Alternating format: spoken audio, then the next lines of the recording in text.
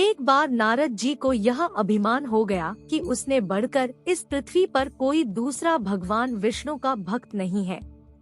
उनका व्यवहार भी इस भावना से प्रेरित होकर कुछ बदलने लगा। वे भगवान के गुणों का गान करने के साथ साथ अपने सेवा कार्यों का भी वर्णन करने लगे। भगवान से कोई बात छुपी थोड़े ही रहती है। उन्हें तुरंत इस बात का पता चल गया। वे अपने भक्त का पतन भला कैसे देख सकते थे? इसलिए उन्होंने नारद को इस दुष्प्रवृत्ति से बचाने का निर्णय किया।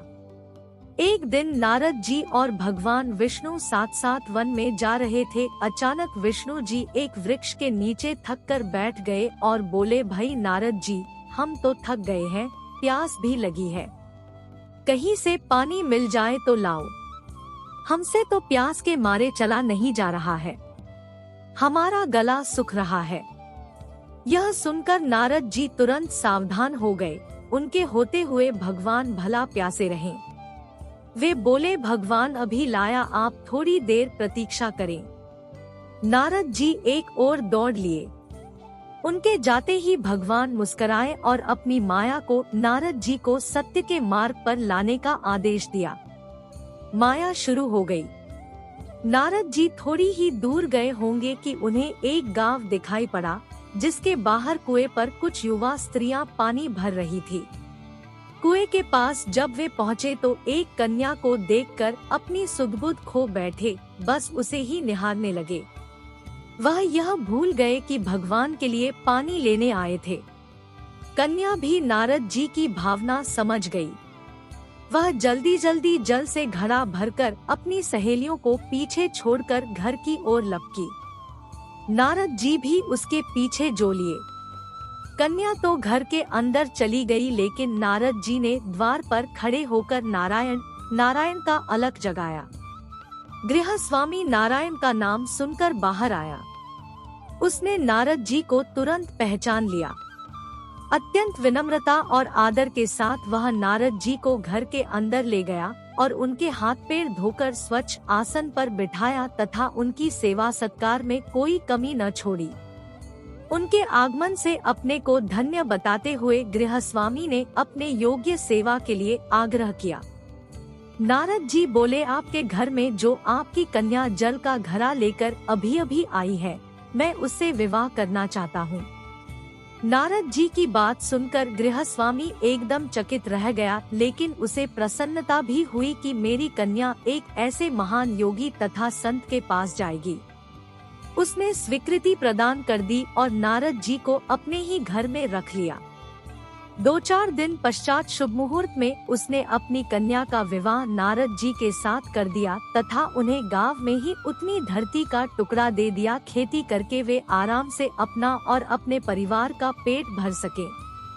अब नारद जी की वीणा एक खूंटी पर तंगी रहती, जिसकी ओर उनका ध्यान बहुत कम जाता।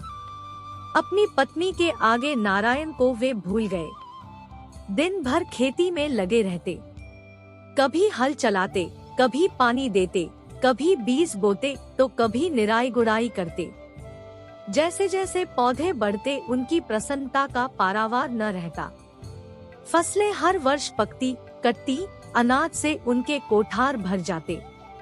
नारद जी गांव के एक संपन्न किसान माने जाने लगे। वर्ष दर वर्ष बीतते चले गए और नारद जी की गृहस्थी भी बढ़ती चली गई। 3-4 लड़के लड़कियां भी हो गए। अब नारद जी को एक क्षण की भी फुर्सत नहीं मिलती थी। वे हर समय बच्चों के पालन पोषण तथा पढ़ाई लिखाई में लगे रहते अथवा खेत में काम करते रहते थे। अचानक एक बार तेज बारिश हुई, जिसने कि दिनों तक बंद होने का नाम ही नहीं लिया। बादलों की गरज और बिजली की कड़क ने सबके हृदय में भय उत्पन्न कर दिया। मूसलाधार वर्षा ने गांव के पास बहने वाली नदी में बाढ़ की स्थिति पैदा कर दी।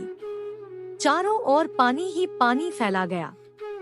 कच्चे पक्के सभी मकान ढहने लगे। घर का सामान बह गया। पशु भी डूब गए। उनके व्यक्ति मर गए। गांव में त्राहि त्राहि मच गई। नारद अब क्या करें? उन्होंने भी घर में जो थोड़ा कीमती सामान बचा था उसकी गठरी बांधी और अपनी पत्नी तथा बच्चों को लेकर जान बचाने के लिए पानी में से होते हुए बाहर निकलने लगे। नारद जी बगल में गठरी थामे, एक हाथ से एक बच्चे को पकड़े और दूसरे हाथ से अपनी पत्नी को संभाले हुए थे। पत्नी भी एक बच्चे को गोद में और एक का हाथ पकड़े धीरे धीरे आगे बढ़ने लगी। पानी का बहाव अत्यंत तेज था तथा यह भी पता नहीं चलता था कि कहाँ गड्ढा है और कहाँ टीला। अचानक नारद जी ने ठोकर खाई और गठरी बगल से निकलकर बह गई।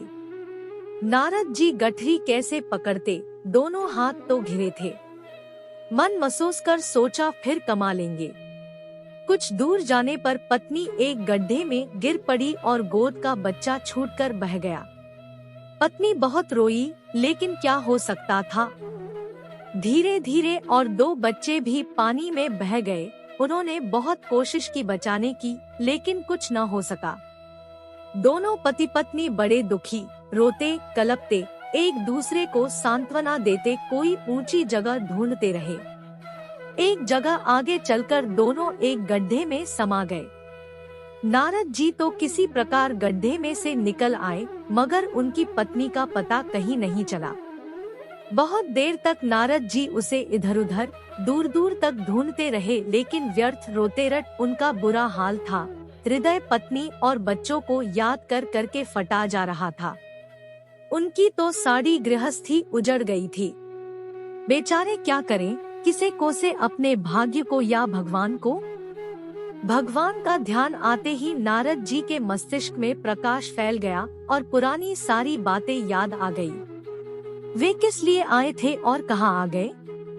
ओहो, भगवान विष्णु तो उनकी प्रतीक्षा कर रहे होंगे। वे तो उनके लिए जल लेने आए थे और यहाँ गृहस्थी बसाकर बैठ गए। वर्षों बीत गए गृहस्थी को बसने में और फिर सब नष्ट हो गया। क्या भगवान अब भी मेरी प्रतीक्षा में उसी वृक्ष के नीचे बैठे होंगे। यह सोचते ही बाढ़ नदारद हो गई। गांव अंतर्धान हो गया। वे तो घने वन में खड़े थे।